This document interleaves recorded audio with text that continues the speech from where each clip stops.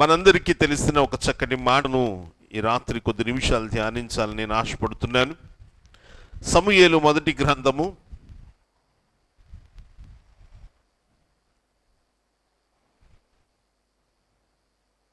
7వ అధ్యాయము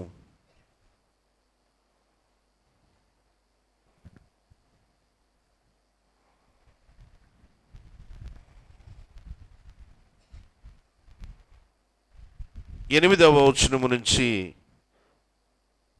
13వ వచనం వరకు చదువుకుందాం. మన దేవుడైన యెహోవా ఫిలిష్తీయుల చేతిలో నుండి మనలను రక్షించునట్లుగా మా కొరకు ఆయనను ప్రార్థన చేయుట మానవద్దని సమూయేలునొద్ద మనవి చేసిరి. సమూయేలు పాలు విడువని ఒక గొర్రె పిల్లను తెచ్చి యెహోవాకు సర్వాంగ బలిగా అర్పించి ఇశ్రాయేలీయుల పక్షమున యెహోవాను ప్రార్థన చేయగా యెహోవా అతని ప్రార్థన అంగీకరించెను. సమూయేలు దహనబలి అర్పించుచుండగా ఫిలిష్తీయులు యుద్ధము చేయుటకై ఇశ్రాయేలీయుల మీదికి వచ్చిరి.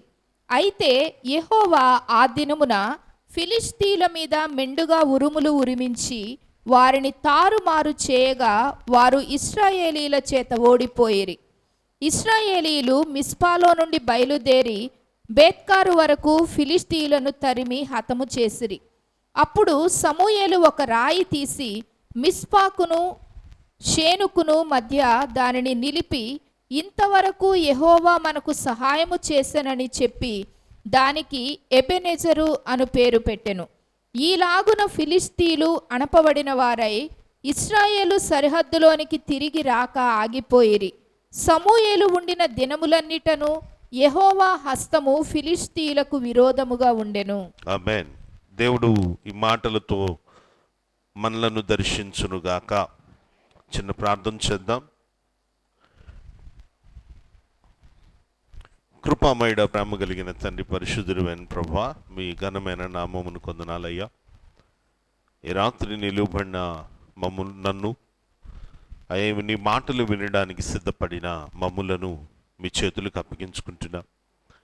అయ్యా, మేము మంచి నేల అని మేము అనటం లేదు, కానీ నీవు విత్తేవి మంచి విత్తనాలు ప్రభువా. మంచి విత్తనాలు వ్యర్థపరచబడకుండా నిమిత్తము మమ్ములను మంచి నేలగా మీరే మలచి వినగలిగే చెవులు, గ్రహించే మనస్సు మాకిచ్చి మీ వాక్యం అనే విత్తనము మా హృదయంలో నాటబడుతూ ఉండగా మేము ఫలించులాగిన సహాయం దయచేయండి. అయోగ్యులమైన మమ్ములను యోగ్యులుగా మలచినటువంటి దేవుడవు నీవే. పెంట కుప్పల మీద పారవేయబడిన మమ్ములను పైకి లేవనెత్తిన వాడవు నీవే. మీకు అసాధ్యమైనది లేదు గనుక నీ కృపలో మమ్మలను జ్ఞాపకం చేసుకొని మేము ధ్యానిస్తున్న మాటలు మాకు ఆత్మీయ మేలులను మాత్రమే కాదు, మీ సన్నిధిని 1000 దినములంత శ్రేష్టతను పొందుకునే భాగ్యము అనుగ్రహించు కృపనిమ్మని నిలువబడిన నన్ను మీ సిలువు చాటును మరుగుపరచి మీ ఆత్మ మా అందరినీ దర్శించులాగున పరిశుద్ధాత్మ అభిషేకముతో రేపబడి నీ మాటలు పలకడానికి సామర్థ్యము గలవానిగా మార్చి మీ కృపలో మా అందరినీ బలపరచమని యేసు నామములో అడిగి వేడుకుంటున్నాము తండ్రి. ఆమేన్. హల్లెలూయా. చదువుకున్నటువంటి ఈ వాక్య భాగము సమూయేలు గ్రంథములో ఇశ్రాయేలీయులకు న్యాయాధిపతిగా సమూయేలు ఏలుబడి చేస్తున్న కాలము. అంతకు కొద్ది కాలము క్రితమే న్యాయాధిపతి అయినటువంటి ఏలి తన యొక్క బిడ్డలు ప్రవర్తన సరిగా లేకపోవటం చేత, దేవుని చేత తృణీకరింపబడిన అనుభవాలతో వారిని దేవుడు నిర్మూలం చేసిన తరువాత సమూయేలును ఇశ్రాయేలీయులకు న్యాయాధిపతిగా దేవుడు నియమించిన కాలం అది. అంతకుముందు దేవుడు ఇశ్రాయేలీయులతో మాట్లాడడం మానేశాడు చాలా కాలం. తిరిగి సమూయేలు ద్వారా దేవుడు మాట్లాడటం మొదలుపెట్టాడు. ఇశ్రాయేలీయులకు దేవుని మాట వినే ఒక గొప్ప అవకాశం తిరిగి లభించిన సమయాలవి. ఆ సమయంలో కూడా ఇశ్రాయేలీయులు దేవుని మందస్సాన్ని పోగొట్టుకున్నారు. మందసం పోయిన బాధను మర్చిపోయేవారు. ఆ బాధను అంటే ఏదైనా పోతే మనం చాలా వేదన చెందుతాం, కానీ ఇశ్రాయేలీయులు అంత వేదన చెందలేదు. దేవునికి విరుద్ధమైన అనుభవాలతో వారు ఏ ప్రాంతంలో ఉన్నారో వారితో కలిసి మిళితమైపోయి అన్య దేవతలను అనుసరించడం మొదలుపెట్టారు. దేవుడు వారిని దర్శించాలని జ్ఞాపకం చేసుకున్న కాలం అది. ఆ కాలంలో ఇశ్రాయేలీయులు ఏ మందసాన్ని అయితే పోగొట్టుకున్నారో ఆ మందసము తిరిగి కిర్యత్యారీము అనే ప్రాంతానికి యెహోషువ పొలం దగ్గరకు వచ్చింది. ఆ వచ్చినటువంటి ఆ మందసాన్ని ఎవరి దగ్గర ఉంచాలి అన్నది ఒక ప్రశ్నగా మారినప్పుడు దాన్ని 20 సంవత్సరాలు రమారమిగా కొండయందుండే అభినాదాబు ఇంట చేర్చి దాన్ని కాపాడుటకై అతని కుమారుడైన ఎలియాజరును ప్రతిష్ఠించని ఒక లేవి కుటుంబానికి అప్పగించారు. కిర్యత్యారీంలో దేవుని మందసం ఉంది. ఇశ్రాయేలీయులు దేవుని మహిమను మర్చిపోయిన కాలం అది. ఆ సమయంలో వారి యొక్క దుఃఖము చాలా ఎక్కువైపోయింది. దేవుని వాక్యం 7వ అధ్యాయం 2వ వచనంలో చెప్తున్నాడు కదా, మందసము కిర్యత్యారీములో నుండిన కాలము 20 సంవత్సరాలాయను. ఇశ్రాయేలీయులందరూ యెహోవాను అనుసరింప దుఃఖించుచుండగా సమూయేలు ఇశ్రాయేలీయులతో మాట్లాడిన సమయం ఇది. ఏం చెప్పాడు అంటే ఇశ్రాయేలీయులకు, అయ్యా మీరు యెహోవా యొద్దకు తిరిగి మళ్ళితే అన్య దేవతలను అష్టారోతు దేవతలను మీ మధ్య నుండి తీసివేస్తే పట్టుదల కలిగి యెహోవా తట్టు మీ హృదయాలను త్రిప్పి ఆయన సేవిస్తే ఆయన ఫిలిష్తీయుల చేతిలో నుంచి మిమ్మలను విడిపిస్తాడు. ఈ మాట ఇశ్రాయేలీయులతో చెప్పాడు. ఎప్పుడంటే వారు బాగా దుఃఖంలో ఉన్నారు, బాగా కష్టంలో ఉన్నారు.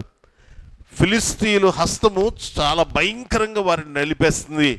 వారు ఏ ప్రాంతంలో దేవుడు వారికి పాలుతేలు ప్రవహించే దేశంగా ఇచ్చాడో ఆ ప్రాంతంలోనే వారు క్షేమాన్ని లేదంటే స్వతంత్రాన్ని పొందలేని స్థితిలో ఉన్నారు.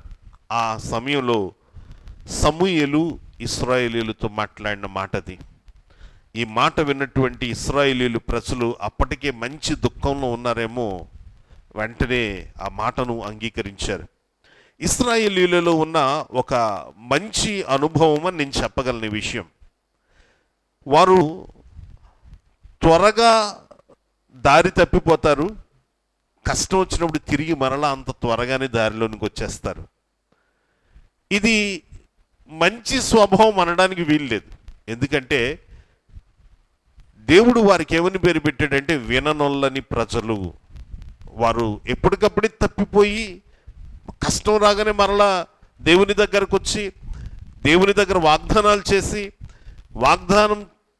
దేవుడు వారిచ్చిన వాగ్దానాన్ని అనుసరించి దేవుడు వారిని ఆశీర్వదిస్తే తిరిగి మరలా వాగ్దానాన్ని వదిలేసి తప్పిపోయి వెనుకకు వెళ్ళిపోయే అనుభవాలు.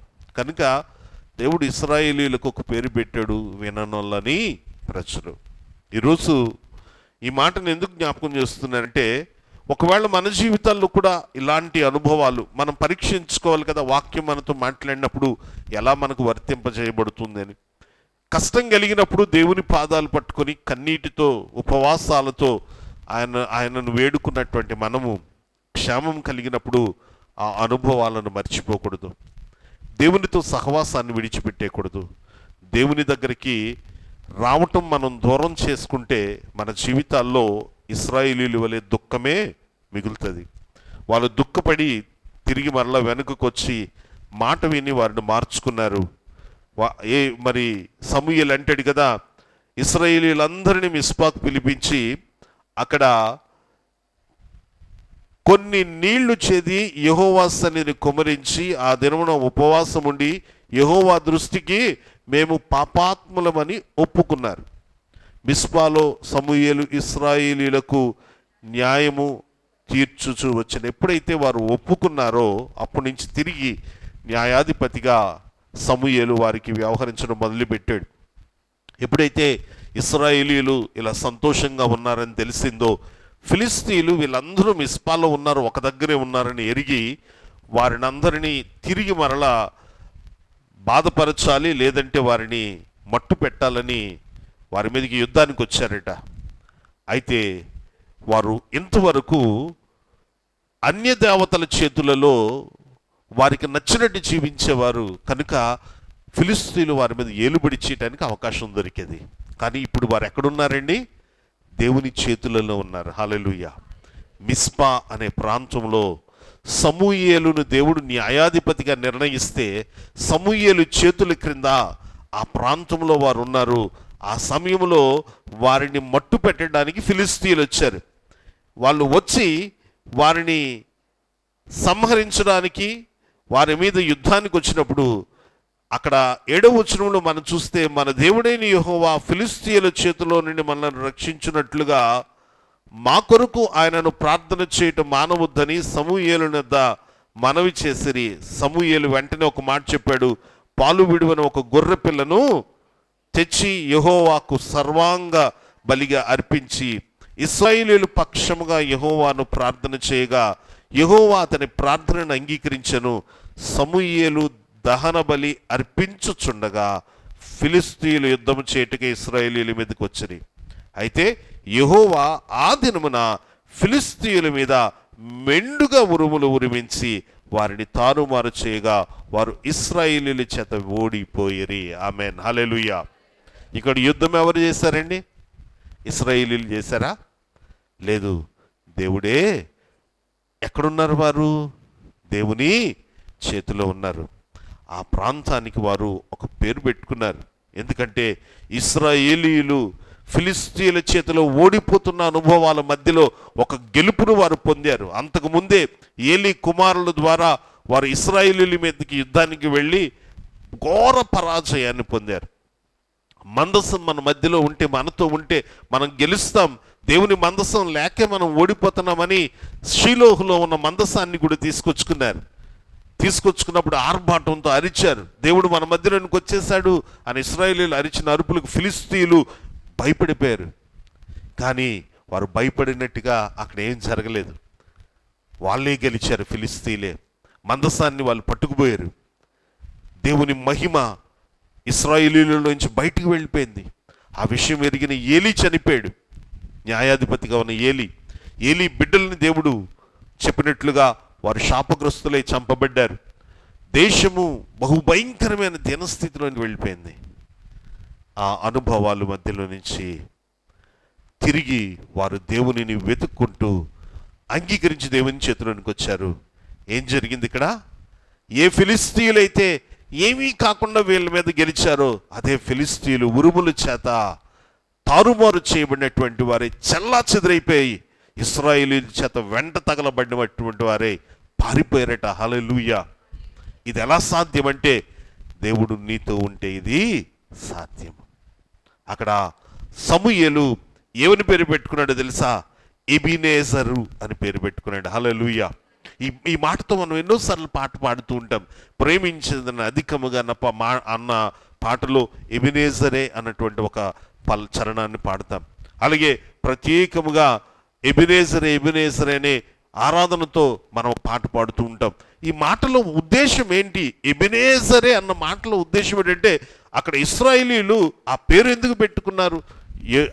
ఆ యొక్క ప్రవక్త సమూయేలు ఆ పేరు ఎందుకు పెట్టాడంటే ఇంతవరకు యెహోవా మనకు సహాయము చేశాను. హల్లెలూయా. ఎప్పుడైనా నీ జీవితంలో ఇలాంటి అనుభవాన్ని ఆలోచన చేశారా? ఇంతవరకు దేవుడు నాకు సహాయం చేశాడు అనుకున్న అనుభవాలు మన జీవితంలో ఉన్నాయా? ప్రతిసారి ఓడిపోయే అనుభవాలు, ప్రతిసారి నిరుత్సాహంతో ఉండిపోయే అనుభవాలు, ప్రతిసారి కష్టాలేనా అన్నటువంటి అనుభవాల మధ్యలో నుంచి ఒక సంతోషకరమైన వెలుగుని జీవితంలోనికి వచ్చినప్పుడు ఎప్పుడైనా దేవుని సన్నిధిలోనికి వచ్చి ఇశ్రాయేలీయులు బలిపీఠము కట్టి ఎబినేజరే అని పిలిచినట్లుగా పిలువగలిగావా?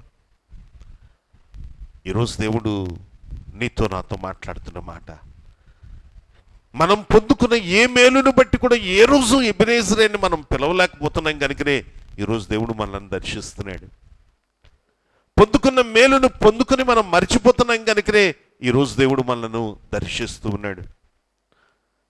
మనం ఇశ్రాయేలీయులను చూసినప్పుడు మనం మారాల్సిన అవసరం ఉంది. ఎందుకు మారాలి అంటే, ఫిలిస్తీయుల చేతులు బానిసలుగా ఉన్నటువంటి వారు, ఫిలిస్తీయుల చేత తొక్కబడుతున్నటువంటి వారు, ఫిలిస్తీయులను చూచి దాగునే అనుభవాలు కలిగినటువంటి వారు, ఫిలిస్తీయులను చూచి గిద్యోను అయితే గానుగు చాటుకు వెళ్ళిపోయి తన గోధుమలను దొల్లగొట్టుకుంటూ తను మట్టుకే జాగ్రత్తగా ఉండాలని ఆశపడినటువంటి వాడు, ఎప్పటికప్పుడు ఫిలిస్తీయులు వచ్చి వాళ్ళు దోచుకునే అనుభవాలు కలిగినటువంటి వారు.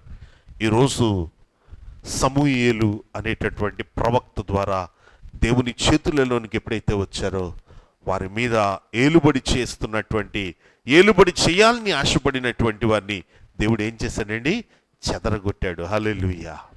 అక్కడ వారు పేరు పెట్టుకున్నారు, ఇంతవరకు ఏం చేశాడట? సహాయం చేశాడు. హల్లెలూయా. ఇంతవరకు సహాయం చేశాడు. నిజమే, ఈ రోజు వరకు మనం ఈ ఆనందంతో సంతోషంతో ఉన్నామంటే దేవుని సహాయం మనకు లేదా? మన పితరులు సంపాదించిన సంపాదన, మన తల్లిదండ్రులు లేదంటే మన పిల్లలు మనము సంపాదించిన సంపాదన అని మీరు అనుకుంటున్నారేమో. ఏది కాదు, కేవలం దేవుని కృప. నమ్మిన వారి గట్టిగా లేచి చెబుతాం. రాత్రికాల సమయంలో ఈ వాక్యం మనకేమి నేర్పిస్తుందంటే, దేవుని సహాయం నువ్వు ఎప్పుడైతే కోరుకుంటావో, దేవునిని నీకు సహాయకుడిగా మనం ఎప్పుడైతే చేసుకుంటామో, ఆయన ఎప్పుడు నీకు తోడుండే దేవుడు. హల్లెలూయా. ఆ రోజు సమూయేలు భక్తుని యొక్క ప్రార్థనతో ఇశ్రాయేలీయులకు తోడున్న దేవుడు ఈరోజు నీ ప్రార్థనతో నీకు తోడుండడానికి ఇష్టపడుతున్నాడు. నువ్వు ఒక వడంబడిక చేసుకోవాలి. ఇక్కడ ఇశ్రాయేలీయులు చేసిన పని ఏంటో తెలుసా? దేవుడు పిలుపును పిలవగానే మిస్పాకు చేరారు. ఎక్కడికి చేరారండి? ఒక ప్రాంతానికి చేరారు. ఏంటి ఆ ప్రాంతం అంటే, దేవునిని ఆరాధించుకునే ఆయన రెక్కల కాపుదలున్న స్థలము. హల్లెలూయా. నువ్వు నీ గృహములో నీ కుటుంబముతో నీ ఆత్మీయ అనుభవాన్ని ఎప్పుడైతే దేవుని చేతుల క్రిందకు తీసుకొస్తావో, ఆ రోజు నీ జీవితం మీద ఏలుబడి చేస్తున్న ఏ ప్రతికూల ఫిలిస్తీయ అనుభవమైనా ఆయన కొట్టివేయడానికి ఇష్టపడుతున్నాడు. ఈ రాత్రి దేవుని మాటగా దేవుడు మనతో మాట్లాడుతున్నాడు. మనకు తెలుసో తెలియకో చాలాసార్లు దేవుని యొక్క ఉన్నతమైన అనుభవాలను మనం తృణీకరించే వారం ఉంటున్నామేమో. ఈ రాత్రి కాల సమయంలో దేవుని మాటను వింటున్నటువంటి నీవు ఇశ్రాయేలీయుల వలె నీవు దేవుని సన్నిధిలో ఆయనను వేడుకోవటానికి ఒక స్థలంలో కూడుకోవటానికి ప్రయత్నం చేయి. రెండవదిగా ఇశ్రాయేలీయులు ప్రజలు చేసినటువంటి పనేంటో తెలుసా? యెహోవా దృష్టికి మేము పాపాత్ములమని వారు ఒప్పుకున్నారు. హల్లెలూయా. మన పాపాలను లేదంటే మన తప్పులను మన అతిక్రమములను మనం ఒప్పుకొని విడిచిపెట్టినప్పుడే మన జీవితంలో మేలును పొందే అవకాశం కలుగుతుంది. హల్లెలూయా. ఈ విషయాన్ని ప్రతి క్రైస్తవుడు గుర్తుంచుకోవాలి. ఎందుకంటే ఇశ్రాయేలీయుల జీవితం మనకు ఒక మాదిరికరమైన జీవితం. వారు ఎప్పుడు దేవుని సన్నిధిలో వారిని వారు ఒప్పుకొని అప్పగించుకున్నారో అప్పుడే కాపుదల పొందారు. నువ్వు ఒప్పుకోకుండా దేవుని సన్నిధిలోకి వచ్చిన ప్రయోజనం ఉండదు. దేవుడు నీకు దేవుడై ఉంటాడు, కానీ ఆయన హస్తము నీకు ఇంతవరకు నాకు సహాయంగా ఉందని నువ్వు చెప్పగలగాలి అంటే నీ జీవితంలో పరిపూర్ణముగా నువ్వు దేవునికి అప్పగించుకోవాలి, ఒప్పుకోవాలి. నేను చేసిన తప్పేంటో నాకు తెలిసినప్పటికీ నేను ఒప్పుకోలేదనుకో, దాన్ని ఏమంటారండి? మూర్ఖత్వము అంటారు. దేవుడు మూర్ఖులను ప్రేమించే దేవుడా? మార్పు నొందితే ప్రేమిస్తాడు తప్ప మార్పు నొందకపోతే ప్రేమించే దేవుడు కానే కాదు. సాతాన్ని దేవుడు ప్రేమించాడా? మూర్ఖ స్వభావము కలిగిన సాతాన్ని దేవుడు తృణీకరించాడు, తన సన్నిధిలో నుంచి బయటికి త్రోసివేశాడు. ఆ అనుభవాలను మెచ్చుకునే దేవుడు కానే కాదు. లోకపు సంబంధమైన ఏ అనుభవాలను దేవుడు ప్రేరేపించేవాడు, ప్రోత్సహించేవాడు కాదు. నువ్వు వాటి నుంచి బయటికి రావాలి. ఇక్కడ ఇశ్రాయేలీయులు యెహోవా దృష్టికి మేము పాపాత్ములమని ఒప్పుకొనిరి. అప్పుడు ఇశ్రాయేలీయుల ప్రతినిధిగా సమూయేలు ఏం చేశాడంటే, ఒక పాలు విడువని ఒక గొర్రె పిల్లని తీసుకొచ్చి సర్వాంగ బలిగా అర్పించాడు. హల్లెలూయా.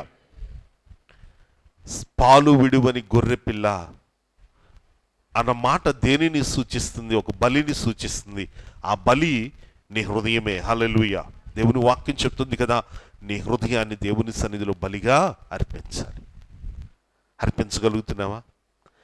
దేవుని సన్నిధిలో నీ హృదయం బలిగా అర్పించడం అన్న మాట ఏమాత్రము సులువైన మాట కాదండి. చాలా కఠినమైనటువంటి విషయం అది. నీ హృదయంలో ఎన్నో ఆశలు ఉంటాయి, లోక సంబంధమైన ఎన్నో ఆలోచనలు ఉంటాయి, దేవునికి ఇష్టం లేనివి ఎన్నో అందులో పెరుగుతూ ఉంటాయి. వాటన్నింటినీ ఏం చేయాలట? బలి ఇవ్వాలి. హల్లెలూయా. దానిని భక్తుడు ఏమంటే విరిగి నలిగిన మనస్సు. విరిగి నలిగిన మనస్సు అంటే ఈ లోకాన్ని చంపేసి దేవునికి ఇష్టమైన అనుభవాలు దాంట్లో పెంచడం. హల్లెలూయా. ఈ లోకపు అనుభవాలు, నీ శారీరకమైన ఆశలు, నీ మనసును సంతోషపరిచే వాటన్నింటినీ నువ్వు అక్కడ వదిలేయాలి. నువ్వేం చేయాలో తెలుసా? పరిపూర్ణంగా నీ హృదయంలో దేవునికి ఇష్టమైన వాటిని పెంచడానికి ప్రయత్నం చేయాలి. హల్లెలూయా. ఏది ఆయనకి ఇష్టమైనది? ఆయన చిత్తం చేయటం ఆయనకి ఇష్టమైనది. ఏంటి ఆయనకి ఇష్టమైనది? ఆయనకు నచ్చినట్టు జీవించడం ఆయనకి ఇష్టమైంది. ఏంటి ఆయనకి ఇష్టమైందంటే ఆయన చేతులలో నిత్యము దాచబడటం ఆయనకి ఇష్టమైంది కదా. ఈరోజు క్రైస్తవ జీవితము అలా ఉన్నప్పుడే దీవించబడుతుంది. ఒకసారి మనం శ్రమల పాలవుతున్నామంటే మనల్ని మనం పరీక్షించుకోవాలి. ఈరోజు ఎక్కడైనా మనకి శ్రమ లేదంటే ప్రతికూల అనుభవం ఎదురవుతుందంటే దేవుడు ఊరకనే నీ జీవితంలో శ్రమను ప్రమోట్ చేసేవాడు కాదు. యాకోబు భక్తుడు ఆ మాటను ఖచ్చితంగా చెప్తాడు. నేను శోధించబడుతున్నానంటే దేవుని వల్ల శోధించబడుతున్నాను అనడానికి వీలు లేదట. శోధన అనేది మన జీవితంలో సర్వసాధారణంగా మనకుండేటటువంటి దురాశ లేదంటే మన యొక్క లోక సంబంధమైన ఆలోచనల వల్ల కలుగుతూ ఉంటుంది. దేవుని సంబంధము లేకుండా మనం తీసుకునే నిర్ణయాల వలన కలుగుతూ ఉంటుంది. ఆ విషయంలో మనం దేవుని సంబంధమైన నిర్ణయానికి రావాలి. ఈ మాట గురించి ఒక ఉదాహరణ చెప్పి బైబిల్ వాక్యాన్ని నేను ముగిస్తాను. ఇశ్రాయేలీయులు ప్రజలు సమూయేలు న్యాయాధిపతిగా ఉండకముందు యెహోషువ కాలంలో దేవుని యొక్క ఉద్దేశాన్ని తెలుసుకోకుండా హాయి అనే పట్టణం మీదకి యుద్ధానికి వెళ్ళి బహుభయంకరమైన శ్రమను లేదంటే బహుభయంకరమైన ఓటమిని చవిచూశారు. ఈ మాటలు మనం ఎన్నోసార్లు చదువుకున్నాం. కారణం ఏంటంటే దేవుని సన్నిధిని వారు అడగకపోవటం, దేవుని ఇష్టాన్ని తెలుసుకోకపోవటం, దేవునికి ఇష్టం లేని అనుభవంతో వారు వెళ్ళటం. వారు ఓడిపోయి దేవుని సన్నిధిలోనికి వచ్చి చతికిలబడి, అయ్యా మేము ఓడిపోయాం, కారణం ఏంటి అని అడిగితే అప్పుడు చెప్పాడు, నాకు ఇష్టం లేని పని మీలో ఉంది. హల్లెలూయా.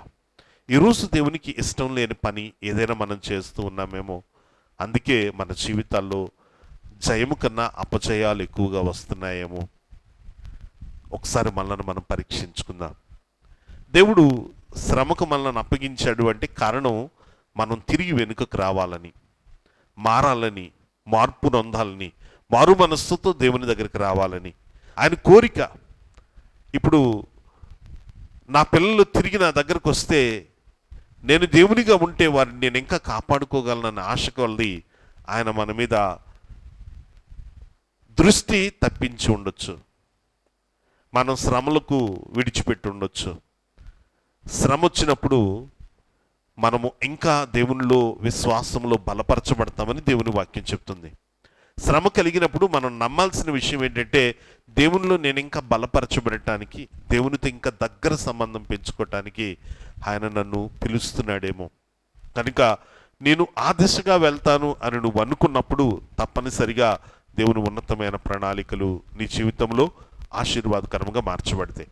లేదు ఇశ్రాయేలీయుల వలె కిర్యత్యారీములో దేవుని మందసం 20 సంవత్సరాలు ఉన్నప్పటికీ దేవునిని దుఃఖపరిచేవారిగా, వారిని వారు దుఃఖపరుచుకునే వారిగా ఇశ్రాయేలీయులు ఉన్నారు.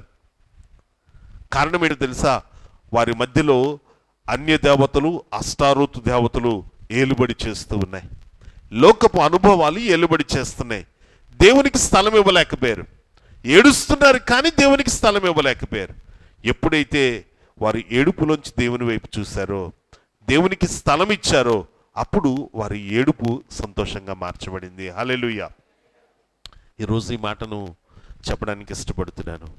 దేవునికి స్థలం ఇస్తే నీ జీవితంలో దుఃఖాన్ని ఆయన సంతోషంగా మారుస్తాడు. నీ జీవితంలో శ్రమని ఆయన ఆశీర్వాదముగా మారుస్తాడు. నీ జీవితంలో కలుగుతున్నటువంటి ప్రతికూల అనుభవాలను అనుకూలంగా మారుస్తాడు. నువ్వు కోరుకునే చక్కటి ఆశీర్వాదకరమైన అనుభవాలు నీ కుటుంబంలో నువ్వు అనుభవించడానికి దేవుడు ప్రమోట్ చేస్తాడు. ఇవన్నీ మనం ఎప్పుడు పొందుకుంటామంటే దేవునికి ఇష్టం లేని వాటిని విడిచిపెట్టినప్పుడు. హల్లెలూయా. ఈరోజు ఒక మాట అనుకుందాం, అయ్యా నీకు ఇష్టం లేనివి నా జీవితంలో నేను వదిలేస్తాను, నీకు ఇష్టమైనవి నా జీవితంలో నేను కలిగి ఉంటాను. ఈ తీర్మానం మనం తీసుకుందామా? నీకు ఇష్టం లేనివి ఎంతమంది అనడానికి ఇష్టపడుతున్నారు?